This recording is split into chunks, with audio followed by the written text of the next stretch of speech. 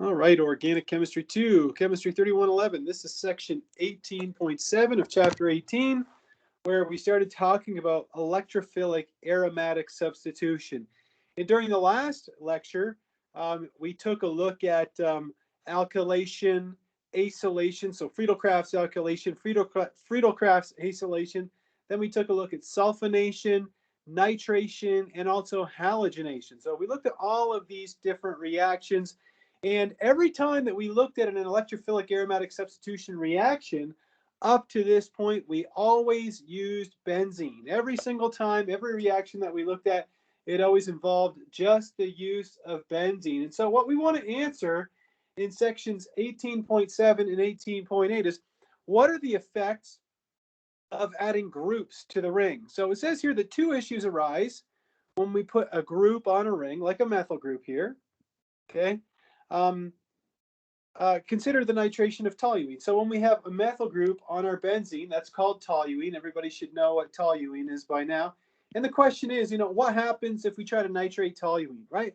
Last lecture, we looked at the conditions for nitration, which were simply mixing nitric acid and sulfuric acid, and you make the nitronium ion, right? And you should be able to draw the nitronium ion. This is just a review. This is what the electrophile looks like, the nitronium ion. So we have the aromatic ring acting as a nucleophile. But the question is, what's the effect of this methyl group on the rate of nitration?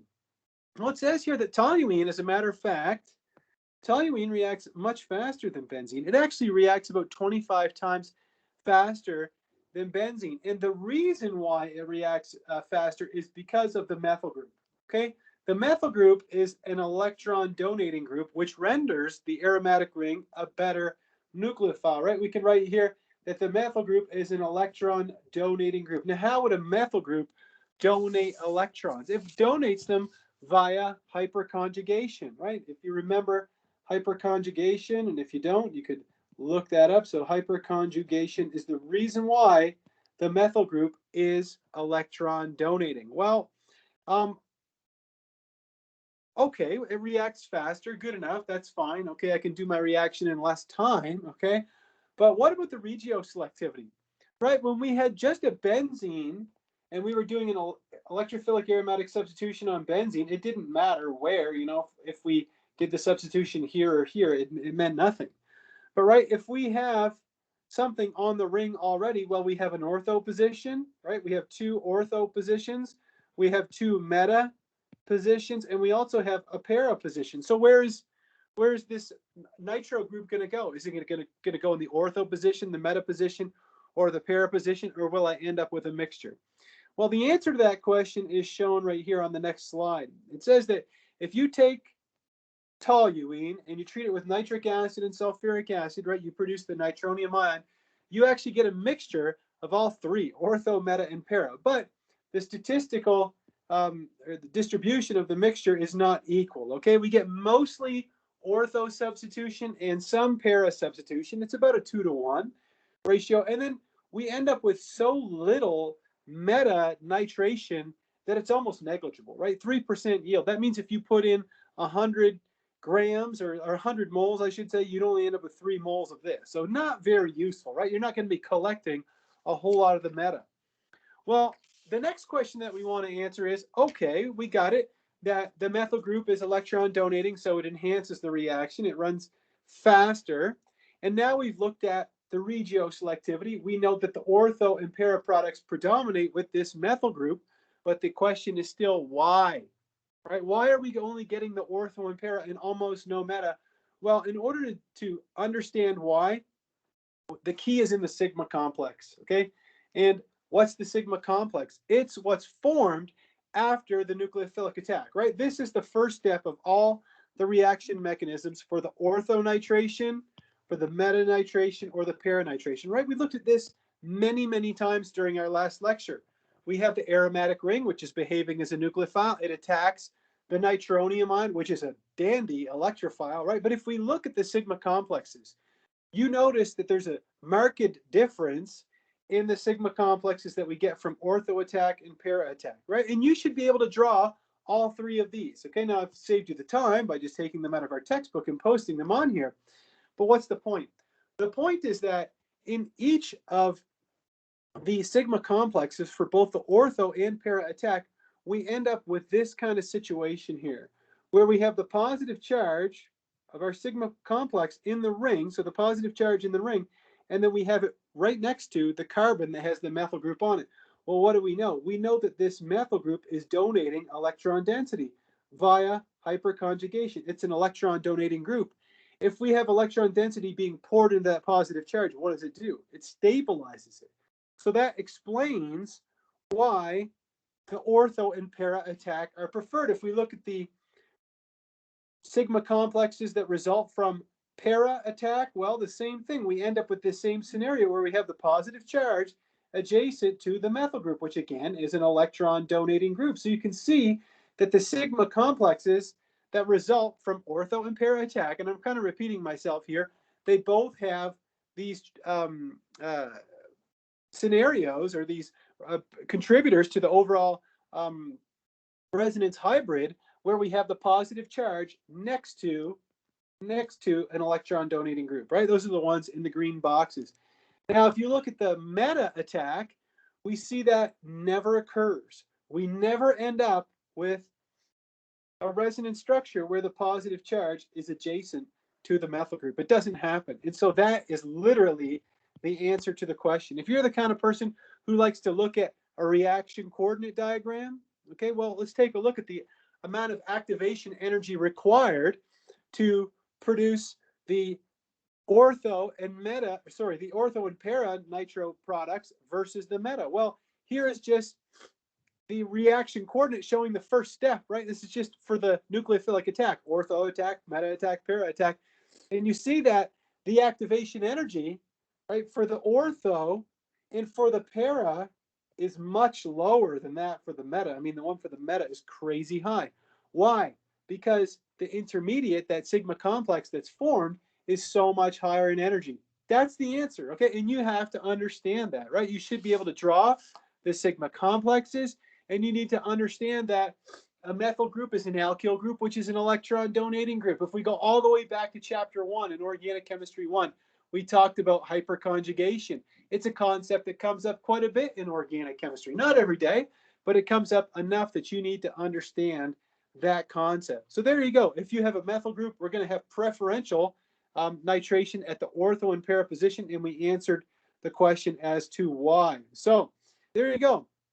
Now, if you're very astute and you're really begging to figure out everything that's going on here, you might ask, well, why do I get more ortho? Why is there more ortho product than there is para product, right? It's about twice as much, okay, roughly twice as much. Well, the reason why is because there's two ortho positions, right? I have two here, but there's only one para position. So statistically, it's a ratio of 2 to 1 in terms of the number of positions. What's funny about this, and I'm going to mention this later on in the lecture, is that toluene, this molecule, okay, is kind of an exception when it comes to the percentage of ortho products and nitro products. And another thing that's not really mentioned at this point in the book, but I'll bring it up, is that when it comes to the relative amounts of things like ortho and para, you can, as a scientist, you can control to a degree how much of each one you get by choosing different solvents and different temperatures and pressures. But anyhow, that would be beyond the scope of our course. Anyhow, the idea is that we get more ortho because there's more ortho positions. Well, we want to ask another question. What would happen if you tried the nitration on anisole? You guys remember what anisole is? Anisole is methoxybenzene, right? You take a benzene ring and then you plop a methoxy group on it, and that oxygen has 2 lone pairs on it. Now, if I was to just ask you the question without you having read the textbook, you'd say, well, oxygen is the second most electronegative element in the periodic table, Mr. Dion. So it's electron withdrawing via induction. And it is, okay? It is electron withdrawing by induction. However, we see that anisole actually activates the ring 400 times more than toluene. So it reacts way faster than toluene even. So you must, the conclusion is that the methoxy group must actually be donating electron density. And if you look at the resonance structures of anisole, right now, nothing has occurred here. There's no reaction. We're just drawing resonance structures. You see that 3 of them have a negative charge right inside the ring. Well, what does that tell you? That tells you that there's all kinds of extra electron density in the aromatic ring, so it's going to make an even crazier, stronger nucleophile, for lack of a better way of explaining it. So there we go. So we've got kind of a tug of war here. Is it induction, right? This is the inductive effect, induction. And then here we have resonance. Well, obviously resonance is winning, okay?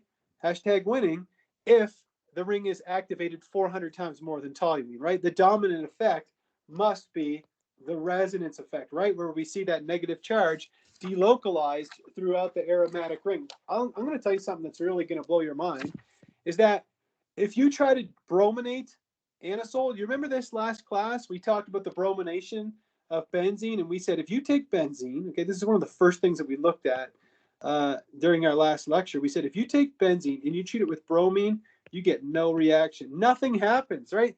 The only way you can get this to work is if you add iron, right, which makes iron tribromide, and we went over the whole mechanism of that, okay? Then you end up forming bromobenzene, right? You'd end up forming bromobenzene, okay? But the idea still stands that if you don't have any catalyst, if you don't, excuse me, have any iron in there, you get no reaction. Well, check this out. If you take anisole and you just treat it with bromine, no catalyst whatsoever, you get polybromination, my friend. Okay, you get 3 bromines installed, okay? Crazy, really, when you think about it. So that just shows you how much more reactive the aromatic ring is when we have a methoxy group on there. Now, in this class, I put a little note in here for you, is that, look, we look at a lot of practice problems in this class. You're going to be doing a lot of practice problems at home. An assumption that you can make is that if you ever do this reaction, okay, if you ever treat anisole with bromine, just Br2, you can assume that you get monobromination and that it's going to be para. And I'm going to talk about that more in a second. But that is discussed, and I made a note for myself here, in question 18.63a. So I want everybody who's here in class or who's watching this video to be sure to check out question 18.63a. In the textbook, it addresses this directly. Let's move on from there. So like the methyl group, the methoxy group is activating and an ortho para director. And something that you see is that all activating groups, okay, all activating groups are ortho para directors. Okay, there's no exceptions there. So ortho para directors. That means if you try to do a halogenation or an acylation or an alkylation or a sulfonation, they're going to be activated, or the substitution will occur at the ortho and para positions, and it's for the same reason every time if we look at the sigma complex that's formed. Anyhow, something else that's interesting here, and I told you I would get back to this later on. When you take anisole and you try to nitrate it, well, you look at the mixture that you get. You actually only get a little bit of the nitro, about 30%, and you get mostly the para by a long shot, and you get so little of the nitro that it's not negligible, but 2% isn't very useful. Okay, that's not a very useful reaction. You put in 1,000 moles and you get 20 out. Well, that's kind of useless. But anyhow, if you remember with the benzene, with the toluene, I told you that the reason you got more ortho than para is why? Because there's just more ortho positions, right? There's 2 ortho positions, but there's only 1 para position. Well, if you're getting more para than ortho, there must be some kind of reason here. There's actually a few reasons, I think, but the only one that's addressed by our textbook would be Sterics, right? You know that you have free rotation around this carbon-oxygen bond, and that probably makes these 2 positions sterically hindered. And so the nitration or whatever electrophilic aromatic substitution is going to preferentially occur at the para position. So like I said, toluene is a bit of an exception because a methyl group is just so dang small. Look, if you didn't follow me on the concept of the sigma complex, let's take a look at what the sigma complexes would look like for all of these reactions. Look, I took this straight out of our textbook. And you see that when you have the ortho or para attack, you notice that there's an extra resonance contributor in the sigma complex for both of those, right? You see you have a situation where you have the positive charge up on the oxygen, right? You have it here and here when you have the ortho and para attack occurring, right? You also have 3 others where it's inside the ring for ortho, 3 where it's inside the ring for para. However, when you have the meta attack, that resonance structure doesn't occur. You don't get that extra fourth bonus structure where the positive charge is up on the oxygen. Just doesn't happen, right? There's nothing here. And so again, the reason why the substitution occurs preferentially at the ortho or para position when we have this activating group, the methoxy group, is because we end up with an extra resonance contributor, right? All right, the more delocalized the electrons are, the more stable the sigma complex becomes. Well, let's take a look at the reaction coordinate diagram. It's very similar to the one that we looked at with toluene. I'll just have to move this out of the way there so you can see. But again, the same concept is rearing its head again, right? You see that the activation energy for ortho, right, and para attack is much smaller than that for meta attack. I mean, it's just so much bigger to get to this sigma complex. The activation energy is so much higher for the nucleophilic attack. Well, of course, the other ones are going to occur preferentially. Now notice, if this is to scale, did you notice that the potential energy of this intermediate is actually higher than this one here, okay? Now again, the reason why would have something to do with sterics, right? Because you have the two groups that are next to each other here, whereas they're spread out in the para intermediate. Anyhow, something kind of interesting to think about there. All right, so that covers activating groups. And I want to go back here. There was a blanket statement here. Anyhow, I guess I didn't have it, but my point is this, and we're going to summarize, of course, our findings in a little bit, but the main take-home message is from section 18.7 is that when you have something that's going to donate electron density into the ring, okay, into the aromatic ring, it's going to be an orthopara director, okay? Orthopara director. I don't know why it says direction. Maybe I had one direction on the mind or something. Anyhow, all right. Well, let's move on from there and keep moving here with deactivating groups. So activating groups, again, donating electron density, and therefore they were orthopara directors. Well, what you're going to see now is that when you have a deactivating group, what do you think? It's going to be a meta director. And I'm going to explain why that is. So if you have a nitro group, right, if you have nitrobenzene, which is this, okay, so we draw our aromatic ring like this and put NO2.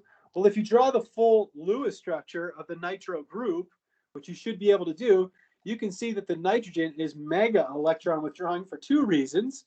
Number one, it's more electronegative than carbon. Okay, well, that's good enough. Okay, but the second one is, look, it's got a positive charge on it. You can imagine that's sucking electron density away like crazy. So that's in terms of induction, it's electron withdrawing. And then it's a double whammy because when we draw the resonance structures of nitrobenzene, look at this. We end up with three resonance structures where there's a positive charge in the ring. Okay, when we looked at the resonance structures of anisole, let's back up just so you understand the difference. Look, where were they? Right here. The resonance structures of anisole had a negative charge in the ring. That means the ring is going to act like a dandy of a nucleophile. I can't stop saying dandy. But anyhow, when we look at the nitro, it's not a negative charge in the ring. It's a positive charge in the ring. Well, how good of a nucleophile do you think the ring is going to be if you can draw a resonance structure where you even have a positive charge in there? It's starved for electrons. It's not going to want to react at all. Okay, it's going to be very unreactive. Okay, because of not only the inductive effect of the nitro group, but also the resonance. So again, a double whammy, really going to be unreactive. Well, what's it going to look like if we were to draw, or if we were to look at what happens when you try to nitrate nitrobenzene? Well, look at this. This is the kind of reaction I wouldn't want to be the guy that has to do it, right? But somebody did at some point. Somebody studied it, deactivating groups, right? If you try to nitrate nitrobenzene, you know, you better bring a sleeping bag, okay? Because it's 100,000 times slower than benzene. That's, you know, that's a slow reaction, my friend, right? Now look at the statistical mixture here. We have almost none of the ortho and para. I mean, para is 1%. I mean, that's probably being generous too. There's next to nothing there. And look at this. You get almost all meta products. So if you want to do some kind of electrophilic aromatic substitution in the meta position of an aromatic ring, you better pray that you've got a deactivating group on there. Another thing you notice, I mean, come on, you guys. You've all taken a general chemistry lab, and a lot of you have taken a wet chemistry lab, I'm sure, for organic chemistry 1.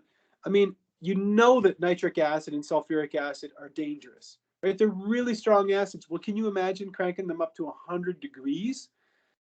That's like refluxing, okay? That's a really high temperature. You know, you want to make sure you've got your PPE on, my friend, your safety goggles strapped on tight, your cheap jeans, you know, or your old jeans or something, your hard-toed boots, your lab coat, you know, a face shield. I wouldn't want to, you know, messing around with nitric and sulfuric acid mixed together at 100 degrees. My point is this: that's really, really forcing conditions is what it takes to even get this dang thing to work. Okay. Now you see, I'm kind of cursing it. I'm like, you silly reaction, you know. And I worked as a bench chemist most of my adult life, so I know what it's like to do reactions like this. And they can really test your patience. But the point that you have to take home in chemistry 3101 is why. You know, why is it so slow? Well, let's take a look at the sigma complexes. Here we have the resonance structures for the sigma complexes, all of them that result, whether you have ortho, meta, or para attack.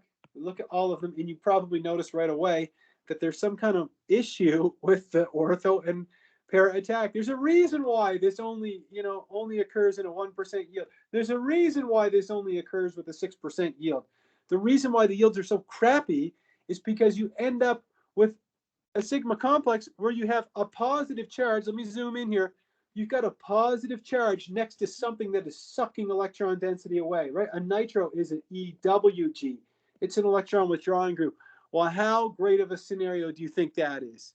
To have something removing electron density from something that's already positive. That is going to be highly disfavored. If you look at the sigma complexes after para attack, you see the same dang scenario shows up. Okay, you have an electron withdrawing group next to a positive charge on the carbon in the ring. The thing that happens when you do the meta attack, if you look at all three resonance structures, it never happens. Okay, it doesn't happen, right? All right, now and I'm just going to take a quick break here with you because I want to show you something, and I'm sure I'm going to run out of space, right? You should be able to draw the mechanism for this kind of stuff, right? So let's practice, or let's take a look at what it would look like. And it's the same thing every time, but here we have our nitrobenzene, and then we have our nitronium ion. So there's our nitronium ion. So what's going to happen? We're going to get the nucleophilic attack occurring where? At the meta position. So I'm going to break this bond, and I'm going to attack that nitrogen like this, and let's draw the sigma complex that would result. Now, I know I'm going to run out of space here. Maybe I'm writing too big. I don't know. Thought this was the land of the free, though. So anyhow, so we end up with this, and we end up with another nitro group. Now, the reason why I can just write NO2, let's see. You've got the nitrogen with one double bond to oxygen. That's this one. And you've got this single bond to oxygen now, and it's got a negative charge on it. So the nitrogen has the positive charge. That's a nitro group. And you also have this positive charge here. So then you can start drawing your resonance contributors, right? This is a sigma complex, and we should be able to draw all three. So we're going to push some electrons over here. What do we end up with? Now I'm going to just write NO2 to make it a little simpler, but we're going to have a double bond here, one here, nitro group here, and a nitro group here. We've got our positive charge there. We move the electrons over again. I'm going to have to go down because I'm running out of space. We have our double bond here, nitro here, and we have a nitro here, and we have the positive charge here, right? Those are all three of the resonance contributors, okay, in the sigma complex, okay? All right, so what's going to happen then? Right, what's going to happen is you have a proton here, and then you have a proton here, and then you're going to get a proton transfer at the end, right? Some kind of base is going to come in, let's say it's water, okay? And the water is going to come in, and it's going to abstract this proton, and you're going to re-aromatize to give you your two nitro groups like that. But the bottom line is that if you look at all three of the sigma complexes, 1, 2, 3, we never ended up with a resonance structure where we had a positive charge on the carbon next to the nitrogen. Right now, if we just look at it very quickly, I'm going to go a little quicker this time. If we redraw this, okay, our nitrobenzene, and we go to treat it with the nitronium ion, okay, like this. All right. Well, look what happens if we were to do Ortho Attack. Right. What do you get after Ortho Attack? I'm going to need a little more space here, so I'll move that down. Well, what you get from Ortho Attack is this.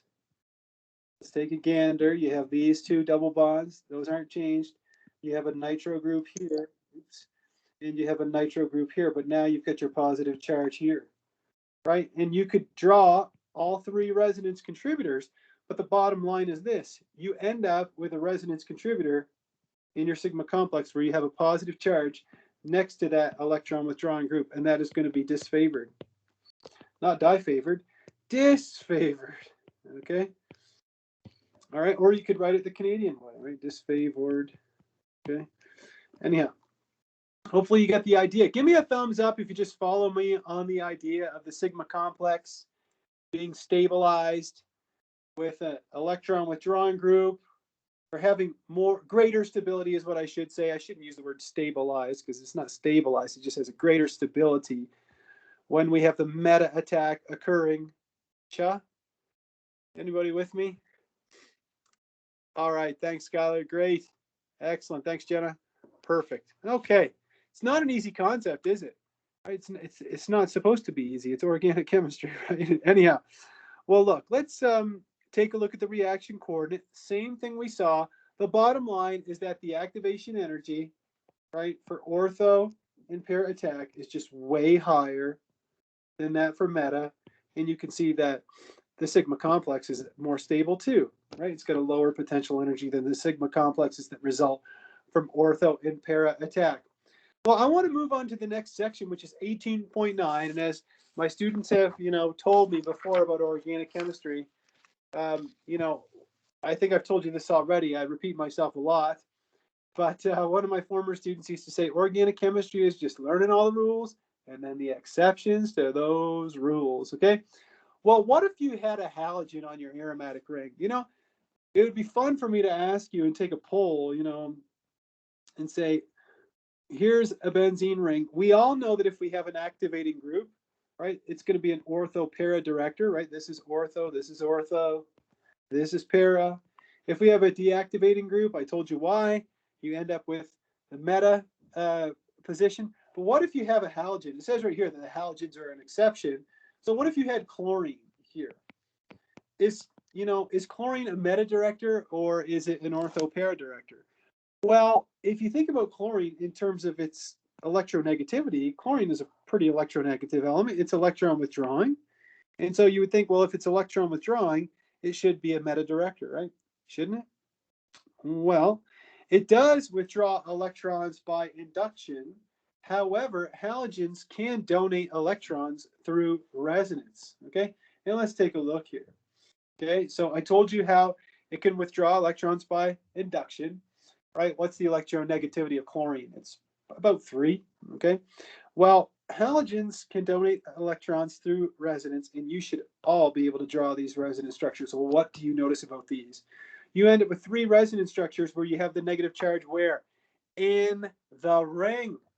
That tells you that the aromatic ring actually does have some electron density in there, some extra electron density. It's not related to aereo. Okay, this isn't related to aereo. You guys remember atom resonance induction orbital? That was way back in the acids base chapter. So that would be chapter 3, I believe. Chapter 3, we discussed aereo. Well, if you remember aereo, we remember that resonance trumps induction, which is next, and the same thing is here. So resonance is going to be the dominant effect here. And we actually see that halogens are actually ortho-para directors. They're deactivating due to induction. However, they are ortho-para directors because of the resonance, okay?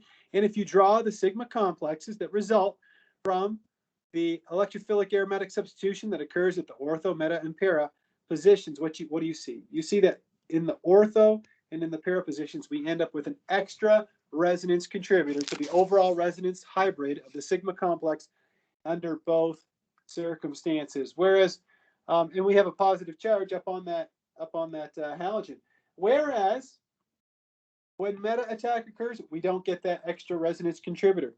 Okay, so again, even though the halogens are electron withdrawing, they're going to be ortho para directors. So halogens, again, right here, ortho para directors. Can't spell. There we go. Now, we haven't finished yet. We're going to get more into it here and talk about more possibilities for ortho para directors. But if you're wondering, hey, is all this information summarized somewhere? The answer is yeah. Okay, so we're going to look in section 18.10, all the different types of substituents that we can encounter in chemistry 3101, and we're going to evaluate or rank them in terms of their activating ability and their deactivating ability. And this is all summarized in table 18.1. You don't have to turn there yet because I do have it in the slides, but I just want you to know that it's in there. So the activator that we looked at, what did they do? They donated electron density to the ring, right? So not every, but most strong activators are, sorry, the way I should phrase it is most benzene rings that have an atom with a lone pair on it, okay, like an oxygen or a nitrogen, are going to be strong activators, right? This is phenol. Everybody should know what phenol is. When you have a negative charge here, this is called a phenoxide, right? You know what an alkoxide is, so this is a phenoxide. This is aniline. Come on, pen. Aniline. Everybody should know what aniline is. So this is aniline with one substituent. You know if aniline has two substituents, or an aniline derivative, I should say. So if you're very astute, and I know that students love to get ahead of me in class, and that's totally fine. I did the same thing when I was a student. You might be like, well, hold on, Mr. Deacon, if I have an alkoxy group, right? This is an alkoxy here, alkoxy substituent. Shouldn't that be in the strong because there's two lone pairs on the oxygen? Well, when you have an alkoxy, I'm going to erase it here. An alkoxy is kind of a funny one. It's kind of like in between strong and moderate. It's like kind of middle of the road, okay?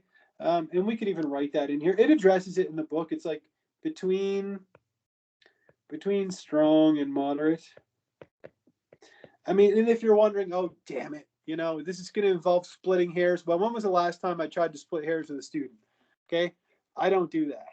So if I ask you a question that involves an alkoxy group, it'll be something that's abundantly clear, okay, what it's going to do. But the bottom line is it's an ortho para director.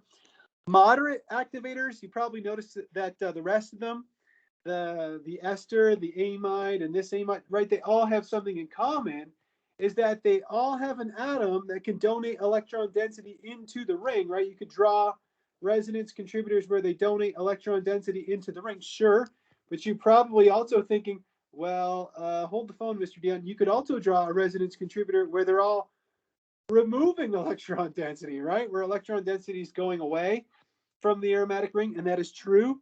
So that's why they're moderate.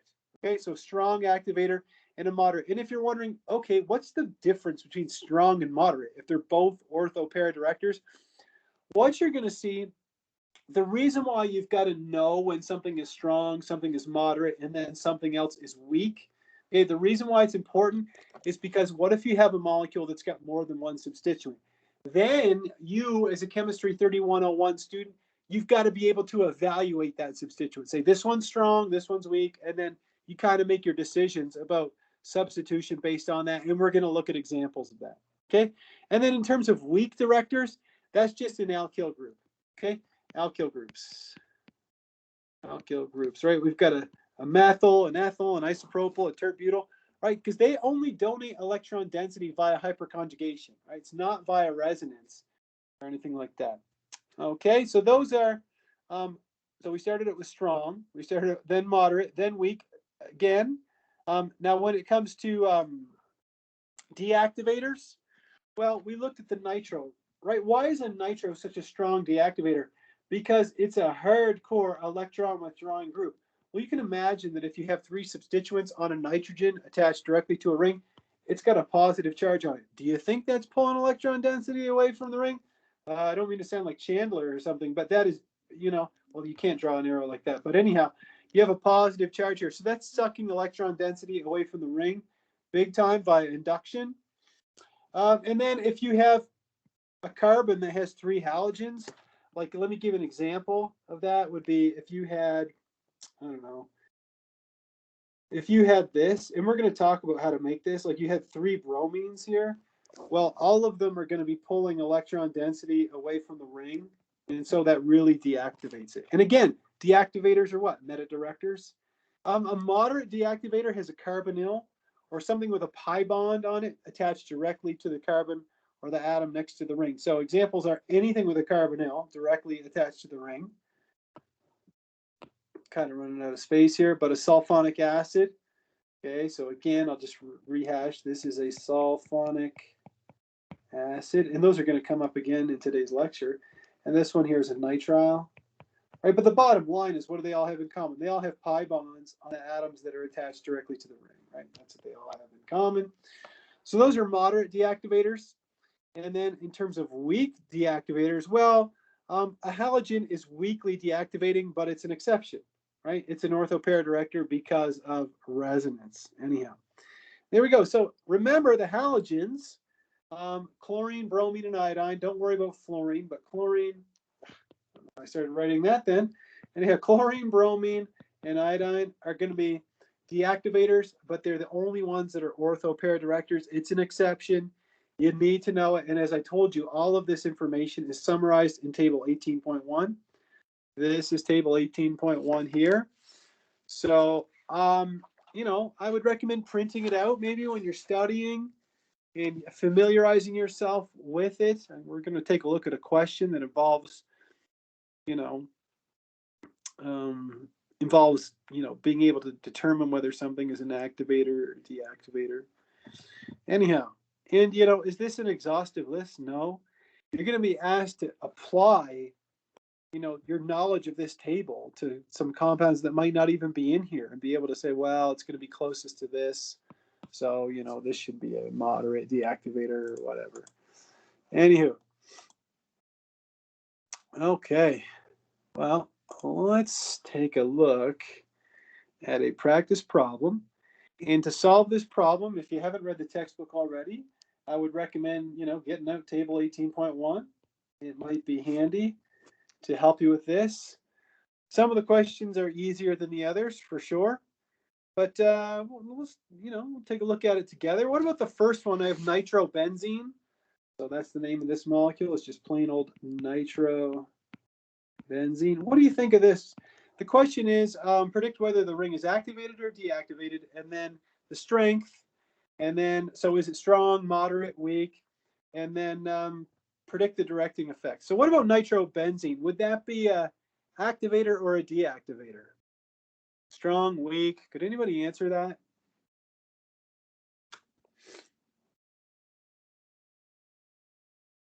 And if you have to refer to the table, of course, go for it. Yeah, somebody said it's a deactivator, right? And I'm not going to refer back to the table every single time, right? That's just too arduous. But if you look, right, a nitro group is a strong deactivator, right? A nitro group is strongly electron withdrawing. So we'll say here, nitro group is strong deactivator, therefore meta director, right? Meta director. Okay, let's move to the next one.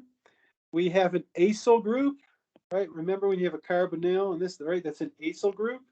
So we have a carbonyl attached directly to the aromatic ring. If we go back in our table here, we see that when we have a carbonyl, right, attached directly to the aromatic ring, and we have a ketone in our example, it's a moderate, what? It's a moderate deactivator.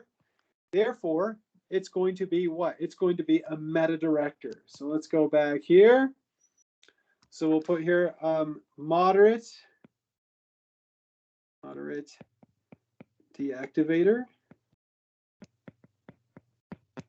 And we'll put here meta director. Okay, what about the next one?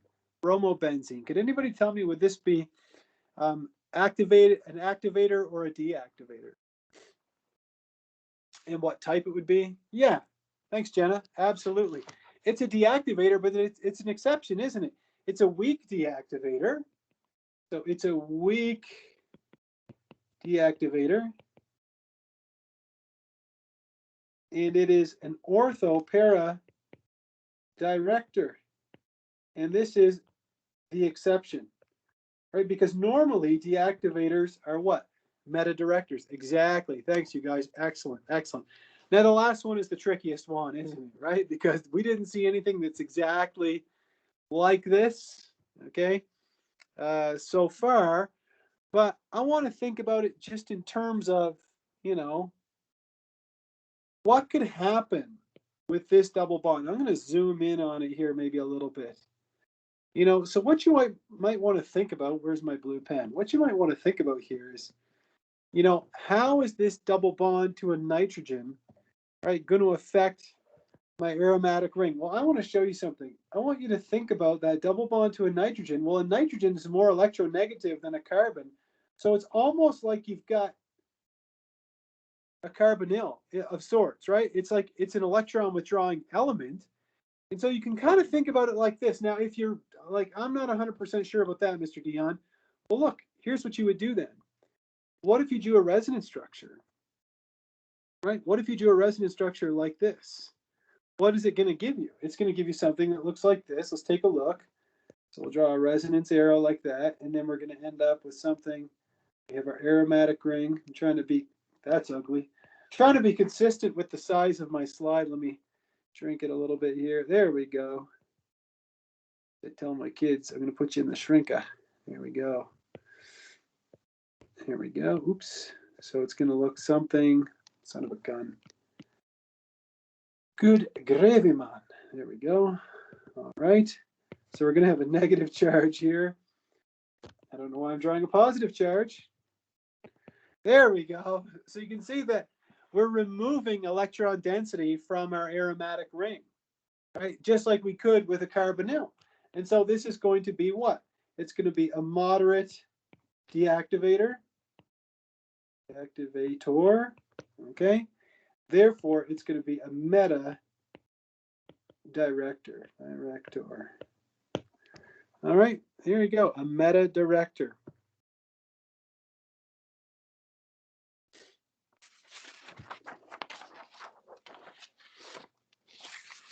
Well, I told you the reason why we learn table 18.1 and the reason why going beyond the Regio Selectivity, we have to go and look at the strength of activation or the strength of deactivation. The reason why that's important is because when we get to section 18.11, we start to consider what happens when we have more than one substituent on our aromatic ring. Now we're actually turning up the heat a little bit. It's getting a little trickier now.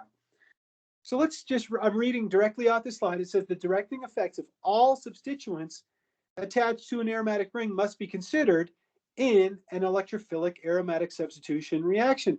So let's say I have this compound over here. This is, what would you call that? Paranitrotoluene. You know, well, what's the answer, right? You've got the directing effects of the methyl group. It's an ortho para director. And you've got the directing effects of the nitro. It's a meta director, okay? But we only end up with one product when we treat this with our conditions for alkylation. Bromine with iron, which again produces iron 3 bromide, right? Now, in this case, it's kind of, and I don't like to use the word easy in organic chemistry, but I'd say the decision isn't difficult to make. Why? Because the methyl group is directing to these two positions, and so is the nitro. Since this is meta to the nitro, as is this, but this is ortho, right? So there's only one possibility anyway. So we're going to assume monobromination, and it's only going to occur ortho to the methyl or nitro, or sorry, meta to the nitro. All right. So I'd say this would be, as far as the skill, your skill level that is required, this would probably be on the lowest end of the skill level. Let me show you where it gets a little bit more complicated. All right. Sorry, did I miss a slide? No, there we go. If the groups direct to different carbons, here's the answer. Okay, the answer is summarized very quickly. The stronger group is going to dominate. That's it. Okay, you've got a hydroxyl, which is a strong ortho pair director, so it's pushing for these two positions. It would push for this one, but there's already something there, so you can scratch that one off the table. And then you've got the methyl group, which is pushing for these positions. Well, the methyl is much weaker than the hydroxyl, and therefore the nitration is going to occur ortho to the hydroxyl, right? The answer, again, I'm repeating myself, the stronger group is going to be the dominator, okay? So that's why you have to know when something is strong, when something is moderate, when something is weak, right? We have to know that.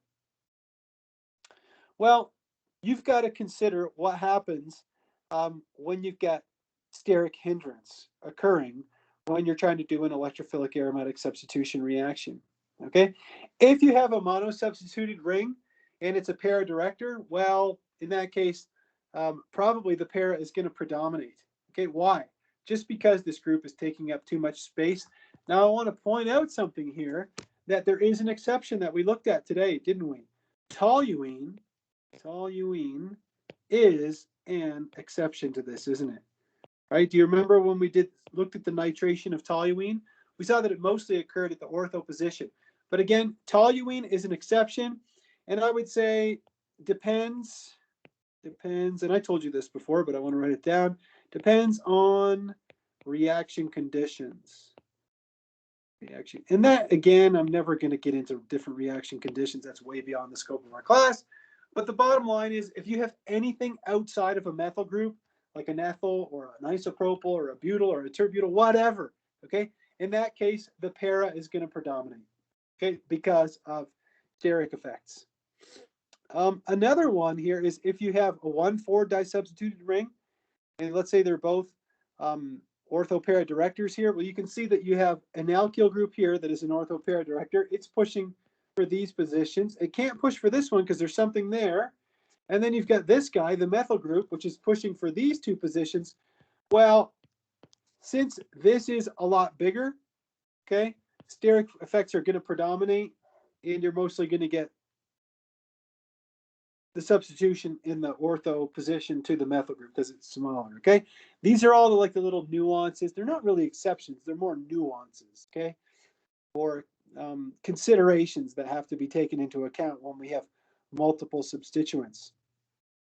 What if you've got 1,3 disubstitution? Well, then it's a little weird because the isopropyl group here, that's directing to these three positions, the two ortho ones and the para one. And if you look at the methyl, well, it's directing to these two positions and this one. You know, what's going to happen here? Well, the bottom line is that you're probably not going to get any kind of substitution in between the two groups because of steric effects, right? So that means that this position is off the table.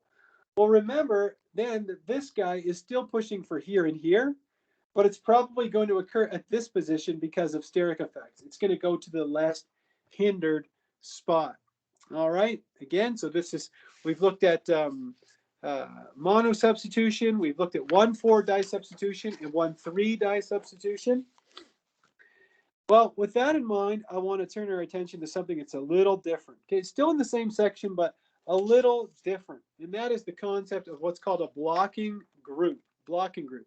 It says, what if you wanted to put a bromine in the ortho position to a terbutyl group?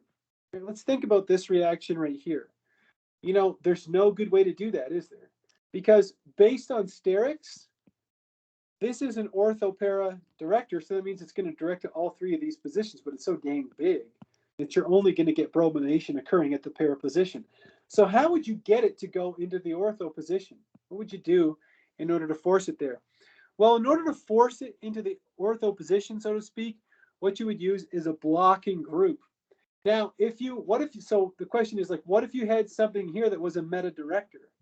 Okay, well, then it would be directing to this position, which the terbutyl group would also direct to. So what meta director could we put there? All right, what could we put there to block the para position?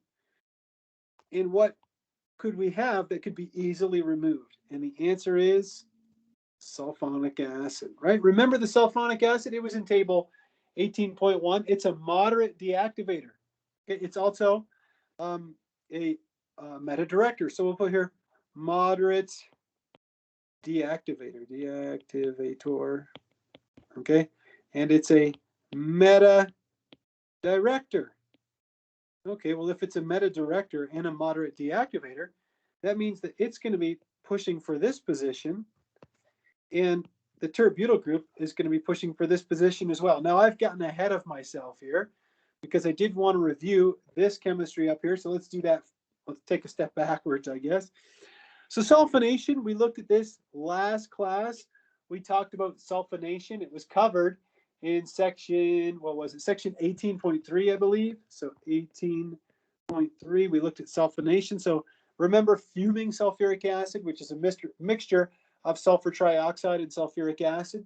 Well, I told you that if you just treated the sulfonic acid with dilute sulfuric acid, it would pop it off. So what's the answer then? We take our starting material, we treat it with fuming sulfuric acid. We install the sulfonic acid. Now we're perfectly set up. We've got two substituents that are directing to the position that I have highlighted in yellow. We treat it with our brominating conditions, bromine and iron 3 bromide. And then to pop it off in the end, we use dilute sulfuric acid. Pretty cool, huh? As you can imagine, organic chemists have developed all kinds of strategies like this, you know, in the science of organic chemistry to get molecules to do what they want. I've probably told you this before, but I think the first job I ever had in big pharma, you know, I was getting really frustrated at a reaction that I couldn't get to work, or I couldn't, you know, get it to do what I wanted it to do, and I tried everything that I could think of. And my office mate had probably 30 years experience at that time, and he looked at me and he said, you know, he said it in French, but he said, molecules are going to do what they're supposed to do, Dan. Okay, so don't go hitting stuff and getting upset about it. You know, we can control nature to some extent, but not perfectly. Anyhow, with that in mind, what you're asked to do in question 18.8 is a really good exercise at enhancing or bolstering your prowess of your understanding, I don't know, whatever you want to call it, of table 18.1. It says, for each of these compounds, identify which positions are most likely to undergo an electrophilic aromatic substitution reaction. Let's take a look at the first one. This would be 2,5-dinitrotoluene. Look, we've got a methyl group, okay? A methyl group is an alkyl group. It's a weak director. So we'll put here, maybe I should draw an arrow by weak director, and it's orthopara directing, right? The nitro groups are both strong, I should say weak activator, not weak director. So weak activator. These are strong, strong deactivator. Okay, so it's going to be a meta director. So that means the methyl group is pushing for this position, right? Because these two para positions are blocked. And the nitro is also pushing for this position. So there's the answer, okay? Because it's asking us to identify the position that's most likely going to undergo an electrophilic aromatic substitution. It's the one I have highlighted in yellow.